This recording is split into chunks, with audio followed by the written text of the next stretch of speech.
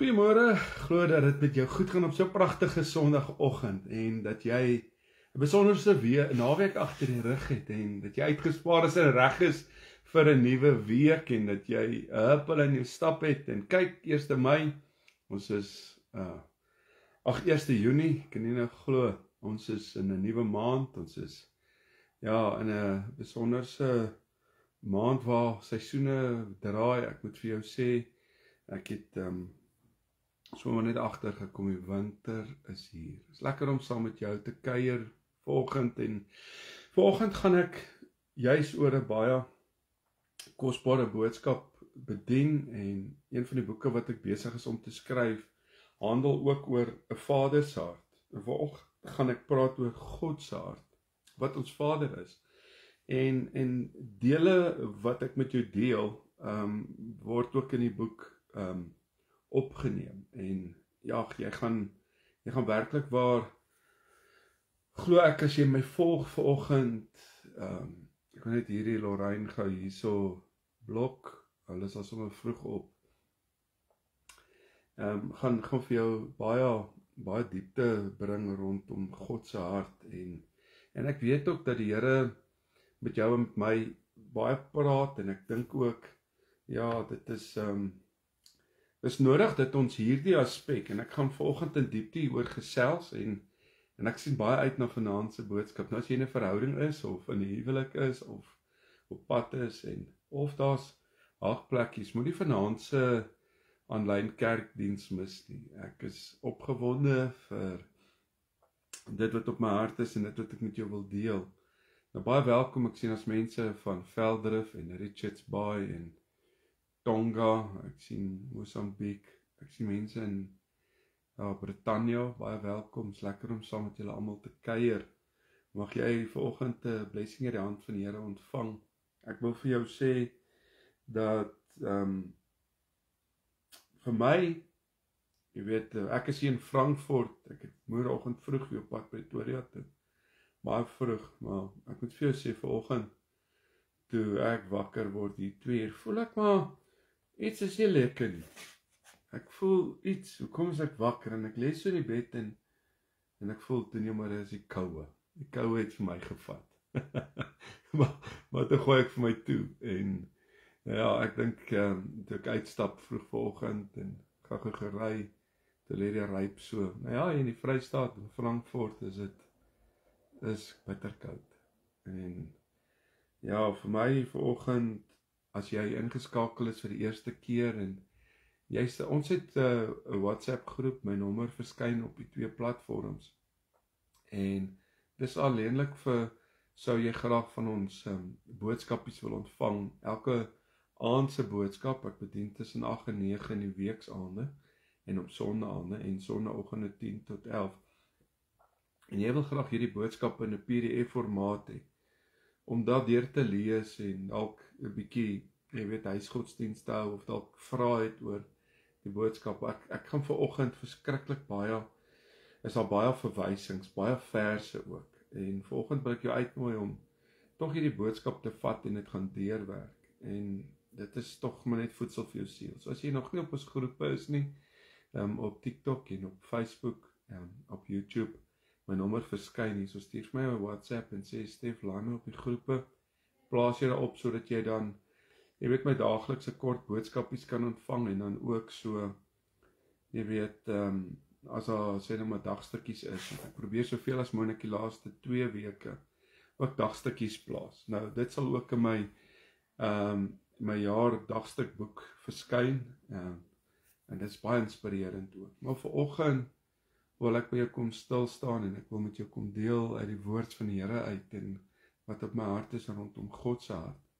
Maar voor ons daarby kom ons bid net saam. Hemelse Vader, wat 'n voorreg dat ons op so 'n pragtige, mooi sonskyn oggend hierso in die Vrystaat, sommer maar net die naam kan loof en prys en eer en aanbid. Dankie vir die son wat opgekom het. Dankie vir die geleentheid wat ons het om weer vanoggend te kan na die woord luister, en onfeilbare woord geïnspireer deur die Heilige Gees, hart en lewens sal aanraak. Here, dankie vanoggend vir hom en haar wat ingeskakel is. Ek bid Bid vir jou vir sy seën en sy heerlikheid en beskerming.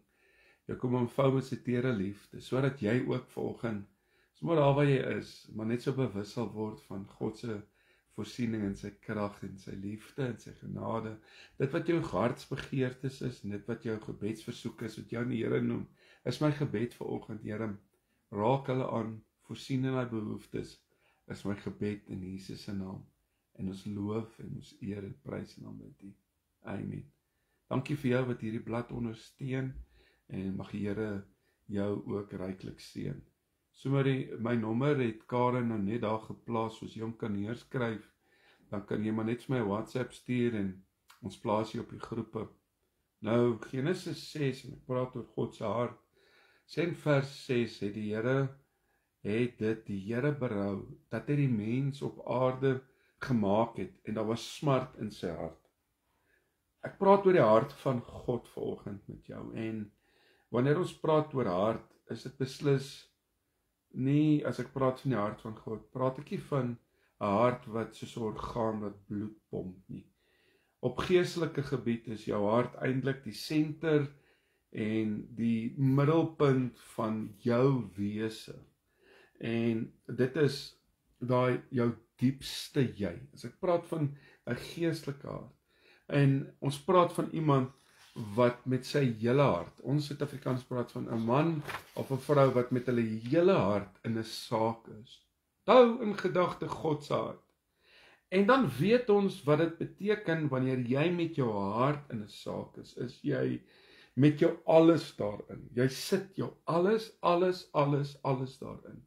En die Bybel praat van God se hart. So sê die Bybel byvoorbeeld in hierdie volgende vers verskeie dinge oor God se hart, en ek lees vir jou, sommer daar in die begin, uit Genesis hoofstuk 8 uit. Hy sê in vers 21, hoor hoe mooi sê hy dit. Hy sê, en die Here het hierdie lieflike geur, en die Here het in sy hart gesê, hoor wat sê hy, en die Here het ek praat vanoggend van God se hart. En hoor wat sê hy, en ek dink ons dink altyd so daaraan nie. Hy sê, en die Here het in sy hart gesê, ek sal die aarde verder nie meer vervloek ter wille van die mens nie, want die versinsels van die mens se hart is sleg van die jeug af. En ek sal verder nie meer al die lewende wesens tref, soos ek gedoen het nie. Nou ja, dit is so mooi, want dis beskrywe dit hier, dat God in sy hart met homself praat. Net soos ons ook partykeer doen, en as ons in onsself aan 'n saak redeneer. Ek het al baie, en ek is 'n tipe, jy weet, daai tipe mens wat baie dinge deurdink, en 'n optimis, realis, so ek sal oor dinge dink, en hier kyk ek na dit, en ons baie keer in onsself, in ons stilte, dan is ons daar, jy weet wat ons maar redeneer. En in Psalm 33, kom in vers 11, hy sê, die raad van die Here bestaan vir ewig. Die gedagtes van sy hart, hoor, die gedagtes van sy hart, van geslag tot geslag. Hier sien ons dat God se gedagtes koester in sy diepste wees. Psalm 33 vers 11 gaan op dieselfde trant voor as ons lees wat hy sê in Psalm 33 vers 11. En hierdie boodskap vanoggend, ek het vanoggend vir myself sê, hier is een, ek het gister die heel dag gesit terwyl ek besig was om jy weet maar, hierso besig by die huis het hierdie boodskap. Weet ek vir myself gesê, hierdie is een van daai boodskappe wat werklik waar ek voel, dit praat met my hart, dit praat met my gees, en ek weet dit God vanoggend vir jou ook 'n paar openbarings gaan gee rondom hierdie gedeelte. Want ons gaan op Psalm 33 en vers 11 gaan lees, ons op hierdie selfde trant, het hy sê, die raad van die Here bestaan vir ewig. Die gedagte van sy hart, geslag tot geslag. En dan in Jeremia 30 vers 24, sê hy, die toringgloed, hoor hoe mooi sê, die toringgloed van die Here sal nie afgewend word nie, totdat hy uitgevoer is en tot stand gebring het die raadslae van sy hart. Aan die einde van die dag sal julle dit verstaan. Ons sê baie keer vir mekaar, ek verstaan nie jou hart nie. Ek verstaan nie waar jy vandaan kom nie. As ek maar net jou hart kon lees, as ek maar net kon sien wat in jou hart aangaan. Nou vandag deel ek met jou oor God se hart. En mag hierdie vir jou openbaring bring, dat dit in jou gebedstyd, in jou sienswyse, en jou emosies, jou intellek, sal verstaan God se hart. En nou kyk ek na hierdie gedeelte, en hy sê aan die einde van hierdie gedeelte, hy sê, aan die einde van die dag sal julle dit verstaan. So dit dui daarop dat God in sy hart besluit te neem, en dan dit vasbesluit, en dan sal dit uitgevoer word. Hy verander nie van opinie nie, maar daar is 'n paar dinge wat ons in hierdie skrif leer oor die hart van God. En dit behoort aan elke ware wedergebore kind van die Here belangrik te wees om God te ken en God se hart te ken. Dit is mos so belangrik dat jy jou partner se hart ken. En onthou as jy jou partner se hart ken en hy kyk jou so of sy kyk jou so en die smaal so en die so, dan weet jy wat in daai gedagtes ook aangaan. En eintlik wil ek vanoggend vir jou sê om God se hart te ken. En die mooi is om God in sy godheid te verstaan, is alles opgeskryf in die woord. En ek nooi jou uit om stilte tyd te hou en jy weet met die Here tyd te spandeer om sy hart te verstaan. Paulus bid vir die Kolosse gemeente die volgende. Hy sê dat julle vervul mag word in Kolossense 1 vers 9 tot 10 met die kennis van sy wil, hoor dit sê, die kennis van sy wil in alle wysheid en geestelike insig, sodat julle waardelig, jy weet, voor die Here mag wandel om hom in alles te behaag. Om hom in alles te behaag en julle in elke werk vrug mag dra en in die kennis van God mag groei. Nou dit is wat God se hart eintlik vir my en jou in storie is, dat ons sal groei in God se hart. En Petrus het weer hierdie volgende gesê, en daardeur by Paulus aangesluit met hierdie selfde woorde in 2 Petrus 3 vers 18. Hoor wat kom en hy sê, maar julle moet toeneem. Hoor dit sê, hy sê julle moet toeneem in die genade en kennis van ons Here Jesus, ons Here en Saligmaker Christus Jesus. Maar julle moet toeneem in die genade en kennis van ons Here Jesus en Saligmaker. Ons moet God, ek en jy, moet God beter leer ken.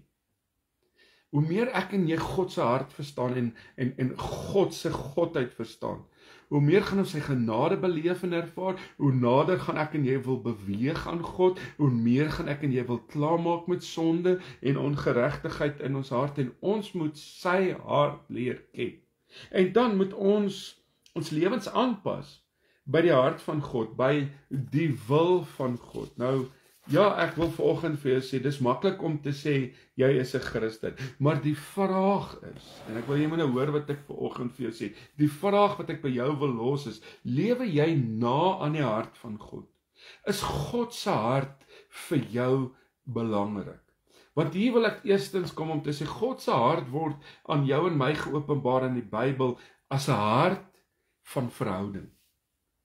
God se hart, eerstens, is 'n hart van verhouding. God is 'n verhouding God. Onthou eerstens, God se hart word aan jou en my geopenbaar as 'n hart van verhouding. Hy's 'n verhoudingsgod. God wil in verhouding staan. En die rede waarom God vir Adam en Eva skep, is as gevolg van verhouding. God kom in hierdie aanwyentjie wandel met die eerste twee mense. Vir hom was dit belangrik geweest. Wat 'n lieflike verhouding was dit nie tussen God en die eerste twee mense in hulle onskuld en reinheid daar in die tuin van Eden nie. Och, ek dink dit dit moes besonders gewees het. Ek dink nie hulle het dit besef en gesnap, Adam en Eva nie.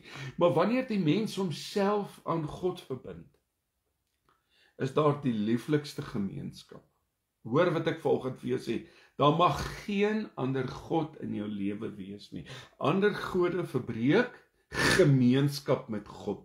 Afgode, sonde, ongeregtigheid verbreek gemeenskap met God. En dit is presies wat in die tuin van Eden gebeur het. Daai gemeenskap tussen God en die mens is gebreek. En nou wil ek 'n woord gebruik. En jy moet nou baie sensitief wees en met die hart hoor wat ek hierdie vanoggend sê. Oorspel. As ek sê oorspel, ek praat van wat in die tuin gebeur het, waar die gemeenskap van God gebreek is, tussen die mens en God, wil ek oorspel in 'n geestelike sin.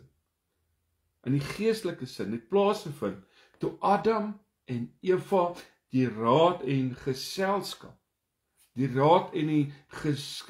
van die slang verkies het, bo die gemeenskap en die raad en die geselskap van God. Dat en ware eintlik soos, jy weet, oorspel plaasgevind, want hulle het die slang bo God gekies.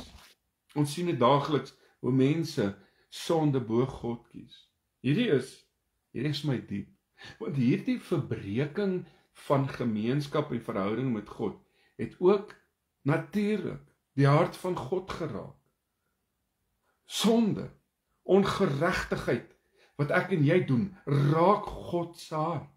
God se hart sou 4000 jaar later, terwille van die herstel van hierdie gemeenskap en verhouding, ook dan op Golgotha geraak word, toe hy daar sy erns om die verhouding met die mens te wou en wil herstel, kom tentoon gestel het, deur sy seun te laat sterf vir jou en my. En iets wat God al voor die grondlegging van die wêreld geweet en beleef het. En hy, weet jy wat, vanoggend wat vir my eintlik so hartseer is, dat hy stuur sy seun, en nou al hierdie jare, jy weet, van die tuin, 2000 jaar tot die sonvloed, 2000 jaar later tot die kruis van Golgotha, en 2000 jaar later, waar ek en jy vandag is, volgens Openbaring, die laaste gemeente. Weet jy wat, kies die mens nog steeds sonde bo God. Kies mens nog steeds ongeregtigheid. God se hart word, Boeta, luister vanoggend wat ek vir jou sê, Sissa. God se hart word bedroef wanneer verhouding met hom verbreek word. Hoe kan jy dit sê? Hoe word sy hart bedroef?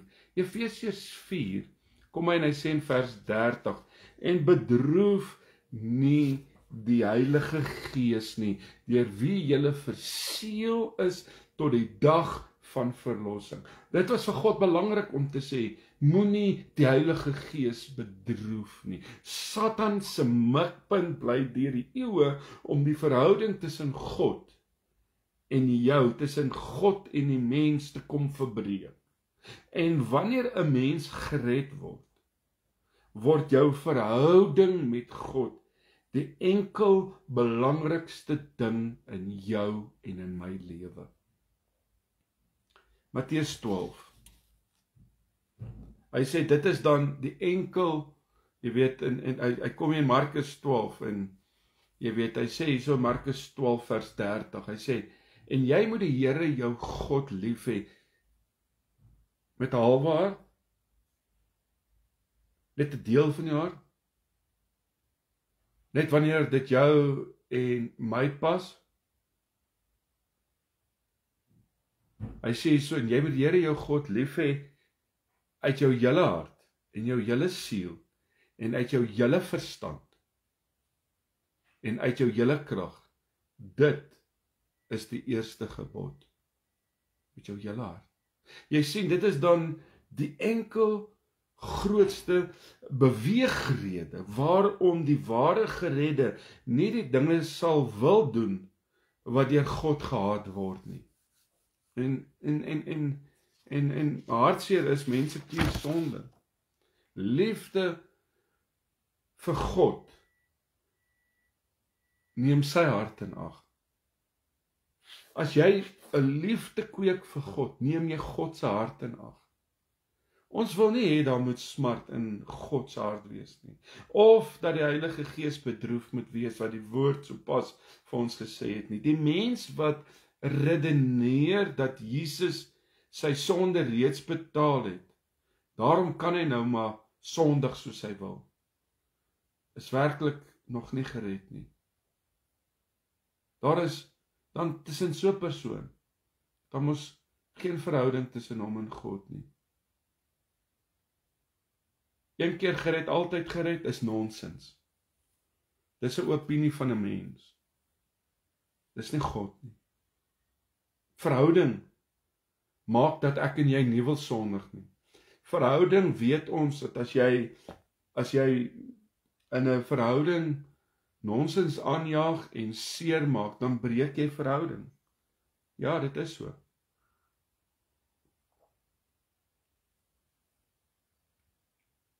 En vir my vanoggend wil ek my verhouding koester. Ek wil dit oppas. Die mens besef nie hoe belangrik verhouding is nie. Daar is geen verhouding tussen 'n mens en God as hy nie die hart van God respekteer en dit oppas nie. Hoekom sê ek dit? In Johannes 5 kom hy en hy sê in vers 3, want dit is die liefde tot God, dat ons sy gebooie bewaar. En sy gebooie is nie swaar nie. Ons is losgemaak van al die wette wat die Jode onderhou het toe Christus kom sterf het aan die kruishout. En dan sê Markus 12 en hy sê vers 31, en die tweede hieraan gelyk is dit, jy moet jou naaste lief hê soos jouself, daar is geen ander gebod groter as dit nie. So God se hart van verhouding wil ook hê ons verhouding met ons naaste moet reg wees. As ons nie met ons naaste reg is nie, en ek praat vanoggend uit my hart uit met jou, is ons verhouding met God vertroebel. Hoe kan ons in onmin, Boeta, Sissa, hoe kan jy met 'n bitter hart teenoor jou broer en jou suster leef en verwag dat hierdie hart tussen jou en God 100% moet wees? Ons lei duidelik af as ek hier uitlees uit Psalm 15 vers 1 tot 5 en hoor baie mooi. En dis my hart hierdie. Ek kan nie in vyandskap staan met mense nie, want vyandskap met mense is ook vyandskap met God. En vyandskap met God is vyandskap met mens. Maar wat sê ek vir jou? Hy sê in Psalm 15, hy sê, Here, wie mag vertoef in u tent? Gaan lees. Ons is baie oppervlakkig, ek praat maar van myself ook baie keer. Ons is baie keer oppervlakkig, ons wil sekere dele, wil ons uit die Bybel uithaal en ons wil sekere blaaie verbyblaai. Maar hier kom hy in Psalm 15 en hy sê, Here, wie mag vertoef in u tent? Wie mag woon op u heilige berg? Wie mag woon op hierdie heilige berg? Hy wat opreg wandel en geregtigheid doen en hy wat met sy hart die waarheid spreek, wat nie rondgaan met laster op sy tong nie. Sy vriend geen kwaad doen en geen smaatrede uitspreek teenoor sy naaste nie. En wie se oë die verworpene veragtelik is, maar hy eer die wat die Here vrees. Al het hy gesweer tot sy skade, hy verander nie, wat sy geld nie gee op woeker en geen omkoopgeld aanneem teen die onskuldige nie. Hy wat hierdie dinge doen, sal nie wankel in die ewigheid nie. Hier is verordeninge, hier is 'n maatstaf, ons moet ons harte bewaar. Al hierdie dinge, wat hy in hierdie gedeelte oor praat in hierdie Psalm, is om 'n verhouding met mense. Maar dit het 'n direkte invloed ook op jou verhouding met God. En daarom het ek en jy vanoggend ook maar kyk, as ons praat oor God se hart, dat my hart ook teenoor my naaste skoon is, en daai karaktereienskappe, jy weet, najaag van God. Tweedens wil ek kom om te sê, God se hart is ook 'n hart van nederigheid en sagmoedigheid. Hy sê Matteus 11, en ek lees dit, ek praat met jou oor God se hart, ek praat met jou oor die eienskappe van sy hart, nederigheid en sagmoedigheid. Hy sê in Matteus 11, vers 29, neem my juk op julle, en leer van my, want ek is sagmoedig en nederig van hart. Dis wat God sê. Hy sê ek sagmoedig en nederig, en julle sal rus vind vir julle siele. Gaan lees Matteus 11 vers 29. Jy sien die rede hoekom Satan uit die hemel, uit die paradys gewerp is, was hoogmoed. Ek ken mense wat hoogmoedig is. Maar nou lees ek, en ek dink elkeen van ons, maar hier lees ek iets uit Jesaja 14. Hy sê vers 12 tot 15. Hoe het jy die hemel geval, o môrester? Ek praat hierso nou, luister. Hy sê, hoe het jy uit die hemel geval, o môrester, seun van dageraad? Hoe lê jy teen die aarde neergeslaan, oorweldiger van die nasies, en jy het in jou hart gesê, ek wil opklim in die hemel, my troon verhef bo die sterre van God, en sit op die berg van samekoms, in die uithoeke van die noorde. Ek wil klim op die hoogtes van die wolke, my gelykstel met die Allerhoogste, ja, in die doderyk sal jy neergewerp word, in die diepste plekke van die kuil. Jy sien, hy praat hier van hoogmoed. Die duiwel in Jesaja 14, gaan lees dit, is uit die hemel gewerp as gevolg van hoogmoed, omdat hy homself gelyk wou stel met God. Hoogmoed en selfverheffing, sê ek vanoggend vir jou, kan nooit in God se teenwoordigheid bestaan of vertoef nie. Weg daarmee in jou lewe. Net soos met Satan, is hy uit die hemel gewerp. Ek en jy moet sagmoedig en nederig van hart wees. Hoor vanoggend, God se hart verbind met diegene wat 'n nederige hart het. Wat 'n nederige hart het. Psalm 47 vers 3 sê, hy genees. Ag, dit is vir my so mooi. Hy genees die wat gebroke is van hart.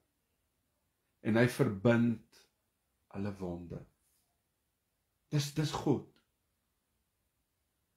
Jesaja 57 kom en hy sê vers 15, want so sê die hoë en verhewe wat in ewigheid woon. Heilig is sy naam. Ek woon in die hoogte en in die heilige plek en by die verbryselde en nederige van gees. Nederige, hy woon. Hoor wat sê hy? En in die heilige plek en by die verbryselde en nederige van gees, om te laat herlewe die gees van die nederiges en te laat herlewe die hart van die verbryseldes. Uit 'n nederige en 'n sagmoedige hart. Derdens, as ek hierna kyk en ek praat met jou oor God se hart, wil ek vanoggend vir jou sê, God se hart is ook 'n hart van medelee. Is ook 'n hart van liefde. Josia kom hy in hoofstuk 11 en hy sê in vers 7 tot vers 9 die volgende. Ag, en as ek hierdie sê, dan dink ek hoe God se genade vir my intree.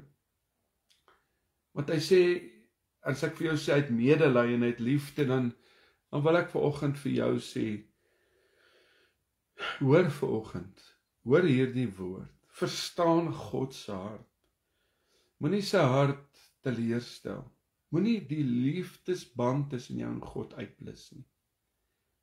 Hosea sê in vers 7 in hoofstuk 11 tot in vers 9. Hy sê, want my volk dwing my om van my afvallig te word, en as die profete hom roep na bo, rig hy hom glad nie op nie.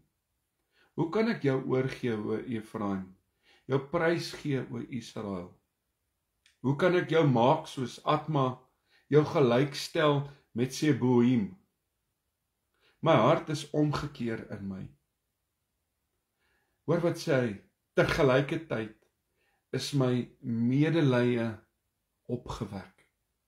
Ek sal my torenngloed nie laat geld nie. Ek sal Efraim nie weer te gronde rig nie, want ek is God en nie 'n mens nie. Die Heilige in jou midde. En ek sal jou nie kom, hy sê so, en ek sal nie kom in grimmigheid nie. Dis my mooi.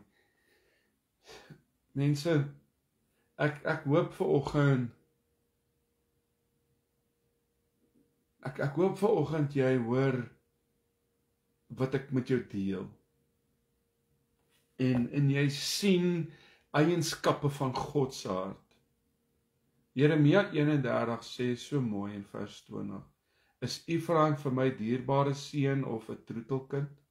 Met 'n vraagteken. Want so dikwels as ek teen hom spreek, dink ek nog altyd aan hom. Daarom is my ingewande oor hom in beroering. Ek sal my sekerlik oor hom ontferm, spreek die Here. Genesis 8 sê in vers 21, en die Here het 'n lieflike geur, ek het dit net nou vir jou gelees, gebruik, en die Here het in sy hart gesê, ek sal die aarde verder nie meer vervloek ter wille van die mens nie, want die versinsel van die mens se hart is sleg van sy jeug af, en ek sal verder nie meer al die lewende wesens tref, soos ek gedoen het nie. Nou lees ons Johannes sê ons vers 16 in hoofstuk 3, want so lief het God die wêreld gehad. 1 Johannes sê in hoofstuk 4 in die B gedeelte in vers 8. Hy sê soos 1 Johannes 4 vers 8, die B gedeelte, hy sê God is liefde. Hy is liefde. God se hart, wil ek vierdens vir jou sê, is ook 'n hart wat wraak oor sy vyande, wat sy liefde en genade vertrap. Hoekom sê ek dit? Jesaja 63 kom en hy sê, daar vers 1 tot 4, hy sê, wie is dit wat daar aankom uit Edom, met bloedrooi klere uit Bosra? Hy daar, pragtig in sy gewaad, wat agteroorbuig in die volheid van sy krag. Dit is ek, wat in geregtigheid spreek, wat magtig is om te verlos. Waarom is u gewaad so rooi? En u klere soos die van een, wat die wynpers trap, waar hy wyn getrap het. Hoekom is hy kleed so rooi? En van die volke was niemand by my nie. En ek het hulle getrap in my toring, en hulle vertrap in my grimmigheid, soos hulle lewenssap op my klere gespat, en ek my hele gewaad bevlek het, want die dag van wraak was in my hart, en die jaar van my verlossing het gekom. Daar gaan 'n dag wees, wat daar wraak gaan wees teenoor elke persoon, wat sy hart nie na God toe gedraai het nie. Jeremia 9:23 sê in vers 19 en 20, kyk, 'n storm van die Here, grimmig het uitgegaan, ja, 'n dwarrelstorm. Op die hoof van die goddelose mense breek dit los. Die toring van die Here sal nie afgewend word nie, totdat hy uitgevoer het en tot stand gebring het die raadslaaf van sy hart. Aan die einde van die dag sal julle dit duidelik verstaan.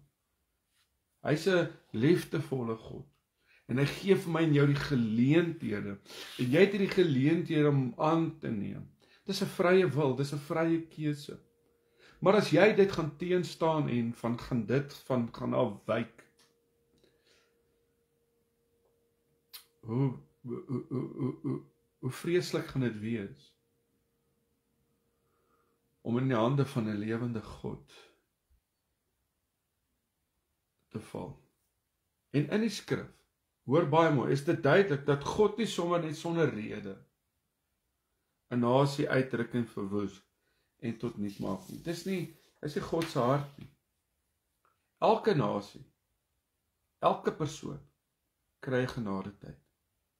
En sy tydperk om hom te bekeer na God toe. Elke mens kry daai geleentheid. Soos Nineve in Jonas se tyd. En elkeen word gewaarsku, en as hulle dit bly verwerp, gaan hulle gestraf word.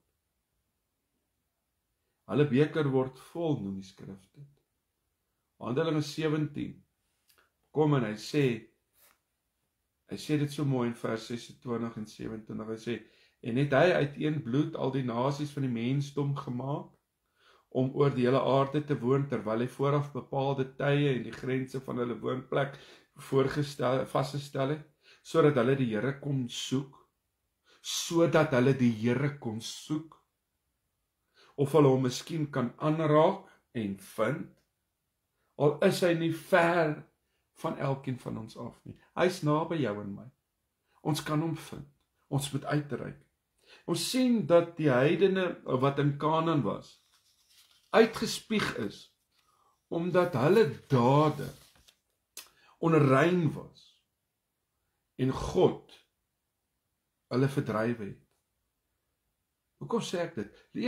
Gaan lees Levitikus wanneer die tyd het, daar in hoofstuk 18 vers 24 tot vers 28. Kom ek lees gou. Hy sê, verontreinig julle nie deur al hierdie dinge, wat deur al hierdie dinge is die heidene van ontreinig, wat ek voor julle uitgedryf het, so het die land dan onrein geword. En ek besoek sy ongeregtigheid daaraan, sodat die land sy inwoners uitspieg. Maar julle moet my insettinge en my verordeninge onderhou en niks van al hierdie gruwels doen, neem die kind van die land of die vreemdeling wat onder julle vertoef nie. Moenie dit doen van hierdie wêreld nie, sê die Here. Want die mens van die land, wat voor julle gewees het, het al hierdie gruwels gedoen. Ek het net soveel voorbeelde van mense wat God gehaat het, wat God een kant toe gestoot het. En nou sê hy hierso, en die land het onrein geword. Laat die land julle dan nie uitspieg, as julle verontreinig nie. En dan sê hy verder, sodat die nasies uitspieg, wat daar voor julle was.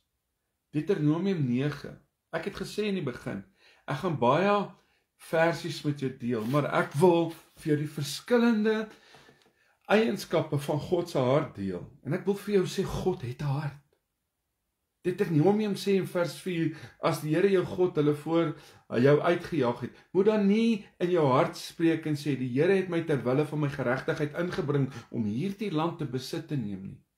Want weens die goddeloosheid van hierdie nasies, verdryf die Here hulle voor jou uit. Nou ja, God praat vanoggend met my, wat net so verskyn hierdie reddende genade van God vir elke mens, vir elke persoon.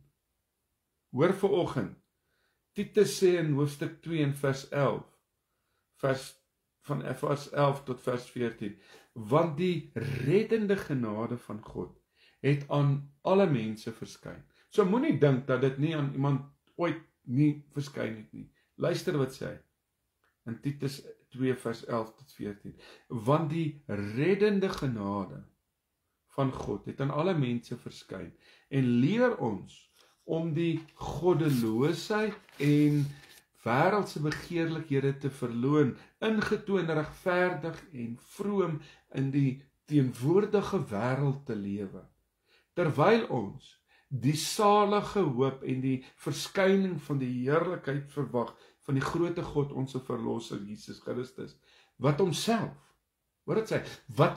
vir ons gegee het om ons te verlos van alle ongeregtigheid en vir homself 'n volk as sy eiendom te reinig, ywerig in goeie werke. Nou ja, wat sê hierdie vir my? Jy sien vanoggend, God kom staan sedert die uitstorting van die Heilige Gees met sy heilige bloed by die hartsteer van elke sondaar.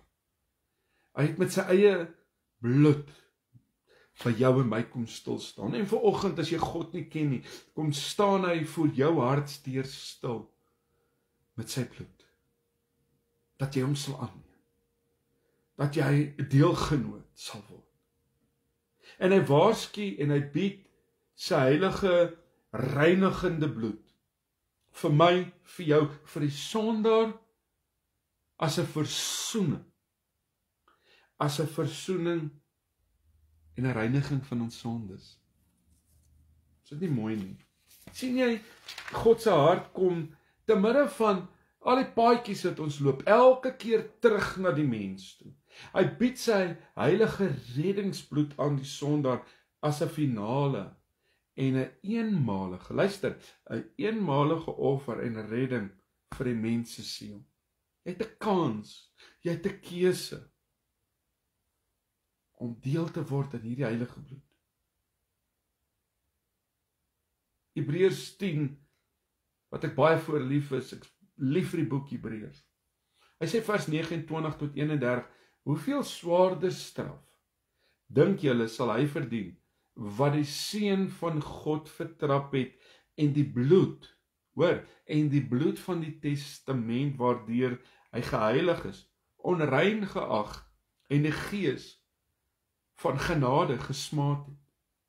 'n Testament tree in werking wanneer iemand doodgaan. En as jy jou van dit verwerp en dit gaan wegstoot, my kom toe die wraak. Ek sal vergelde spreek, die Here. En weer, die Here sal sy volk oordeel. Vreeslik, sê hy in Hebreërs 10 vers 31, vreeslik is dit om te val in die hande van 'n lewende God. O, my boeta, sissa, ons het gesien, die hart van God. God se hart word aan my en aan jou geopenbaar in die Bybel as 'n hart van verhouding. Sy hart is ook 'n hart van nederigheid en sagmoedigheid, en sy hart is ook 'n hart van medelee en liefde, en sy hart is ook 'n hart vir wraak ook op die vyand, wat die liefde en die genade van God vertrap. Dis die hart van God. Ek dink ons kan veel meer eintlik nog hier op hierdie platform sê rondom God se hart. Maar teenoor die mens is dit van die belangrikste dinge vir oggend, vandag vir jou en my om te weet. Nou hierdie vraag. As ons dan so iets begryp van die hart van God, hoe lewe jy en ek? Hoe lewe ons in ons lewens die hart van God uit? Hoe kan ons lewe om God se hart aan die wêreld te openbaar?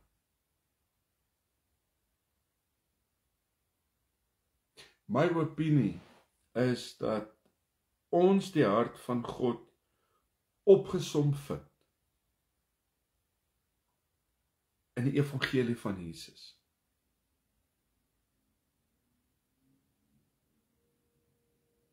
Kyk maar mooi. Al hierdie bogenoemde wat ek met jou gedeel het vanoggend, is elemente daarvan. Dis daar.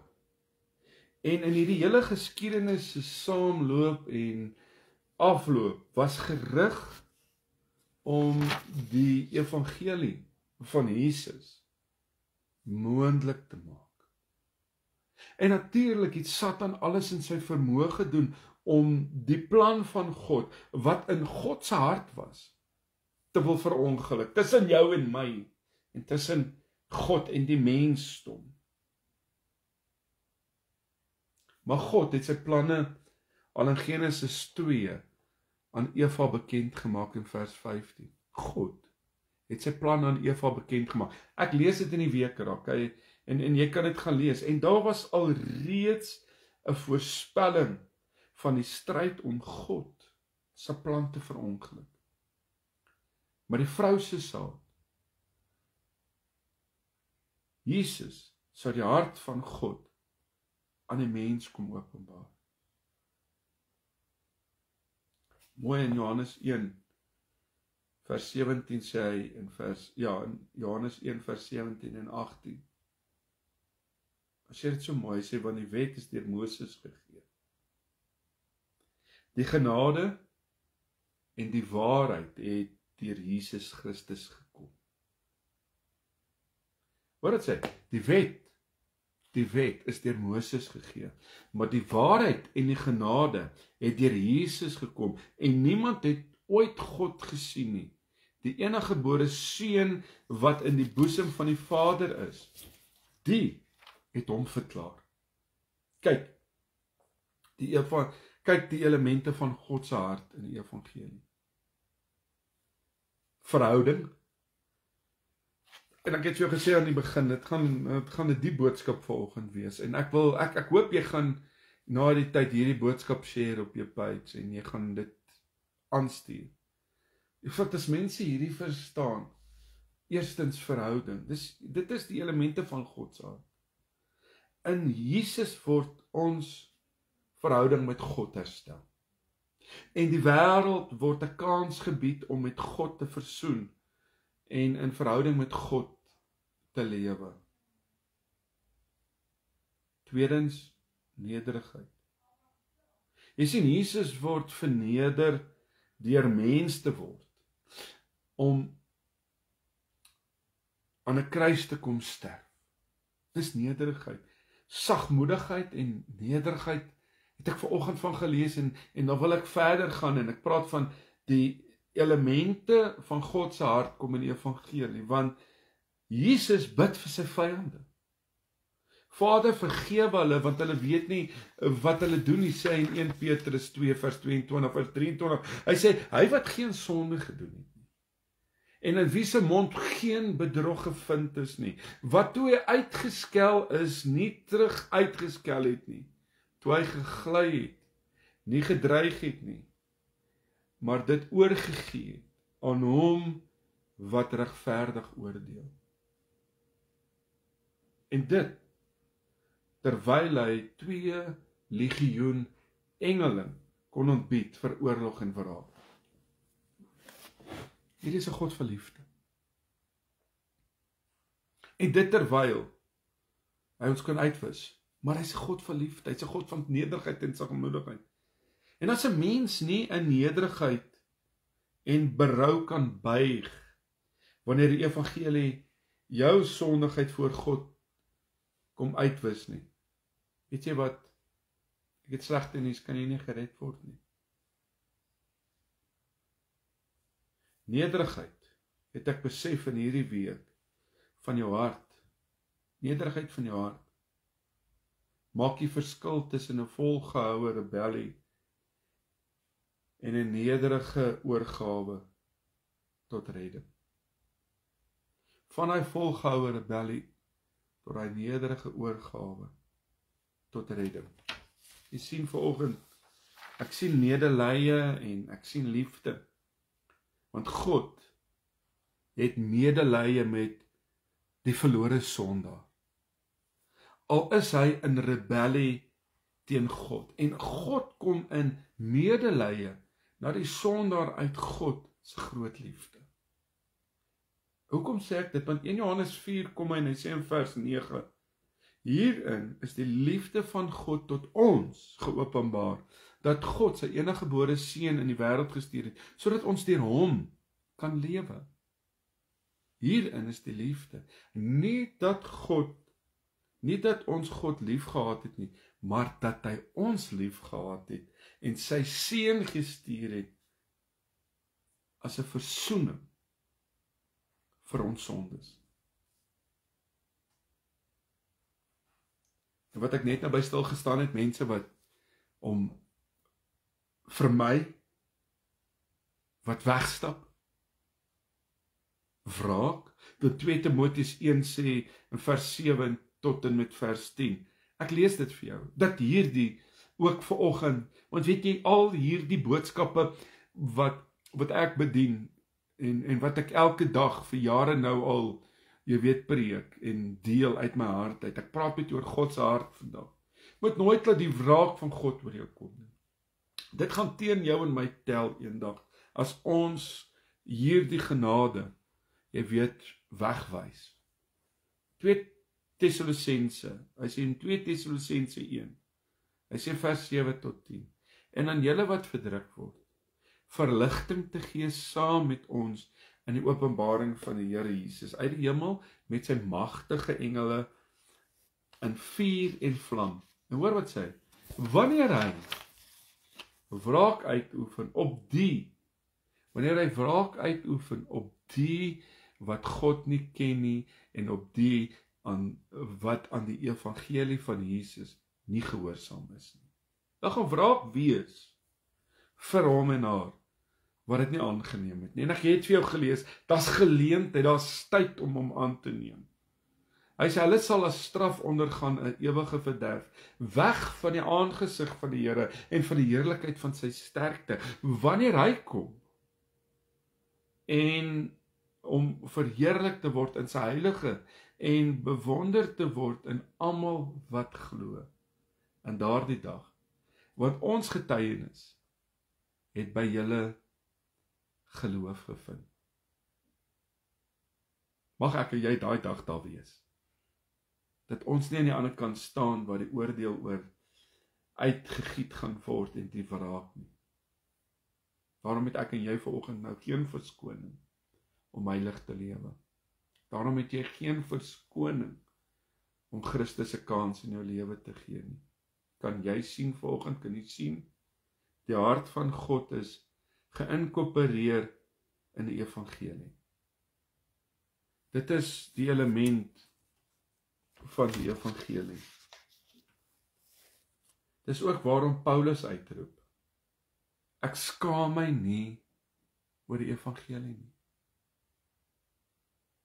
En wanneer die mens die evangelie hoor en aanneem, wat gebeur? Ons word dan soos Jesus.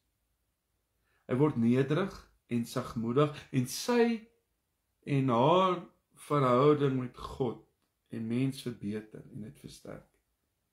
Daar kom 'n nuwe skepsel tevoorskyn. En daardie nuwe skepsel se lewe raak mense aan.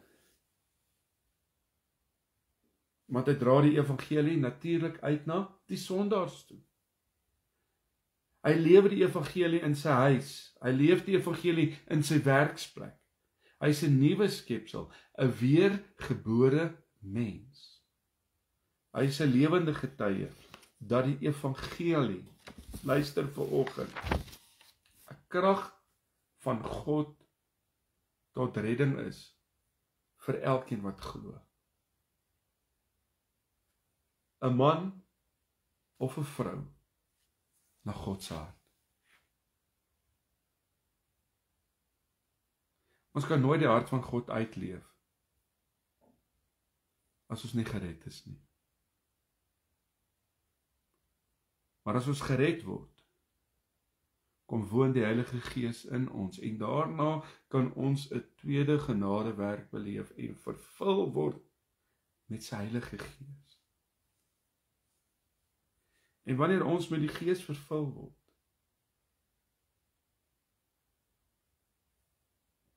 kan ons kragtig getuig, kragtig leef, kragtig oorwin.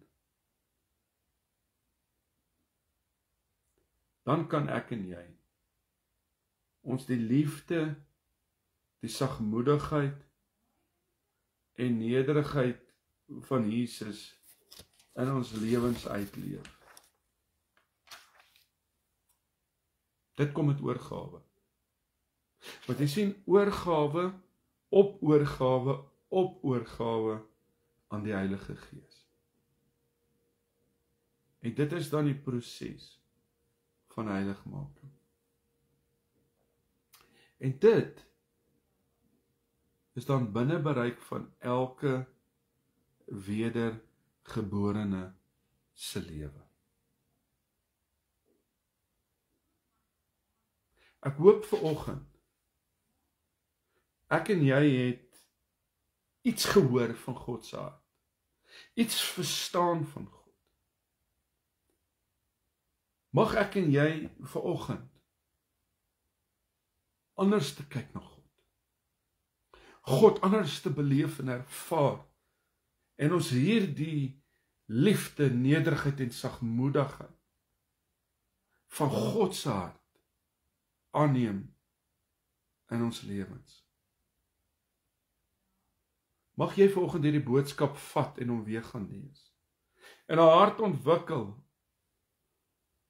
soos ek 'n hart ontwikkel het vir my kinders, van omgee en empatie en simpatie, dat ons hierdie raak sien.